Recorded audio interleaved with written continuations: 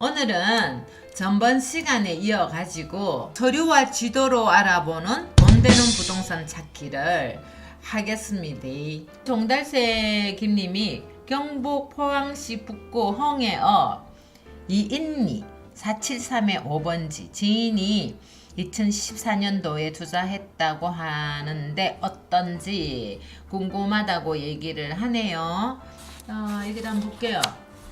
일단은 논이에요. 논인데 도시지역이고 이 정도 들어가 있고 일반 상업지도 들어가 있고 개발행위 허가 제한 지역이지만은 지구 단위 계획구역에 들어가 있는 땅이고 KTX 신도시 지구로 지정되어 있습니다. 이승을 한번 들어가 볼게요. 자, 여기가 교통경장이 교차로가 어우러져 있고 옆에 포항융합기술산업지구가 되게 크게 자리하고 있죠. 자리하고 있다 보니까 여기가 지금 신도시 지구 단위 개발이 계획이 된다고요. 산업단지가 이렇게 큰 자리가 하나 있으면 꼭 신도시 하나가 지정돼 가지고 이렇게 개발을 하거든요.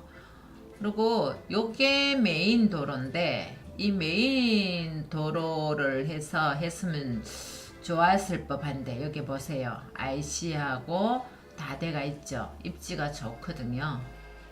근데 나중에 이것도 개발이 또 됩니다. 이렇게 도로가 이제 꺾어 들어가는 부분이라 가지고 조금 기다리셔야 될 것 같은데 이 지역이 다 되면 이 지역 쪽으로 내려와서 도심이 형성이 안 되겠습니까? 지구 단위로 옆에가 1차분인 것 같아요. 그 1차가 구획 정리가 다 되고 완성으로 이제 입주가 어느 정도 되기 시작하면 옆에 구역을 또 지정해 가지고 개발을 한단 말이에요.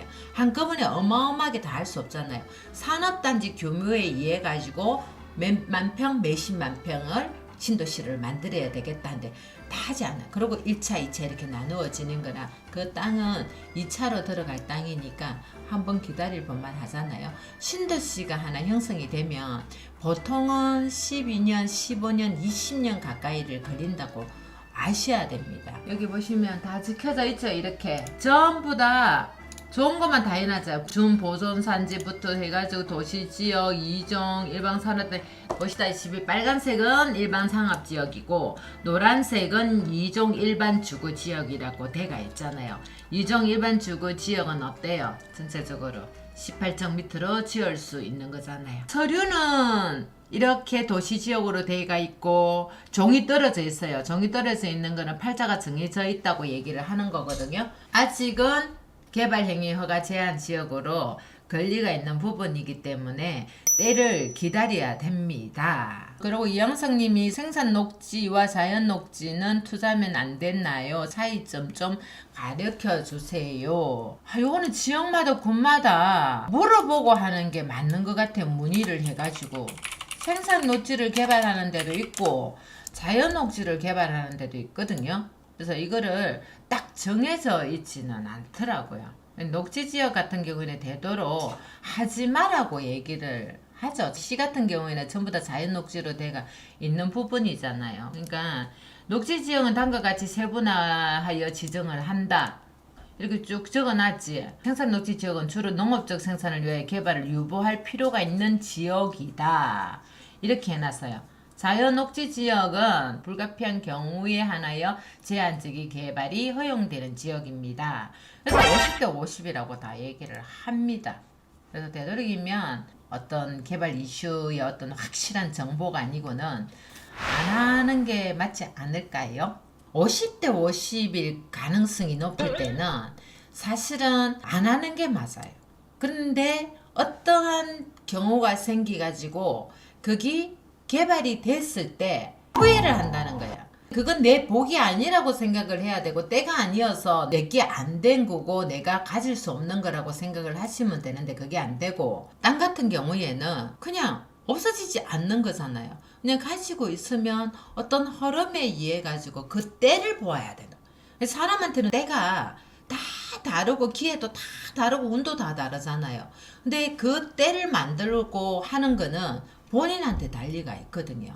그래서 그런 거를 조금 여지를 조금 주셔야만 돈을 벌 수가 있다고요. 영훈지님이 순희 선생님이 가진 땅 중 가장 비싼 땅은 얼마 정도 되나요? 되게 비쌉니다. 제가 가지고 있는 필지 중에 좀 큰 땅은 605평. 처음에 그 땅은 심화선을 보고 상업지를 지어야 되겠다고 생각을 해서 한 필지를 다 가지고 있거든요. 그래서 거기가 되게 입지가 좋아요. 원래 그걸 사면서 임대료 1억 받는 그 꿈을 꾼 적이 있거든요. 그러려면 건축비가 한 50억 들겠더라고요. 요즘은 그런 생각해요. 굳이 그렇게 할 필요는 뭐가 있을까? 그냥 옛날에 어떤 어른이 저한테 그런 얘기 하신 적이 있거든요. 내가 선생님 왜 땅을 이렇게 사시고 투자하세요? 상가나 이런 거 안 하시고 하니까 땅은 씻고 닦고 할 필요 없잖아. 그냥 갖고 있다가 돈이 되면은 또 조금 묻어두고 필요한데 조금 쓰고 가지고 있고 뭐 이렇게 하신다고 하는 얘기를 들으면서 저도 꿈이 많이 바뀌었거든요.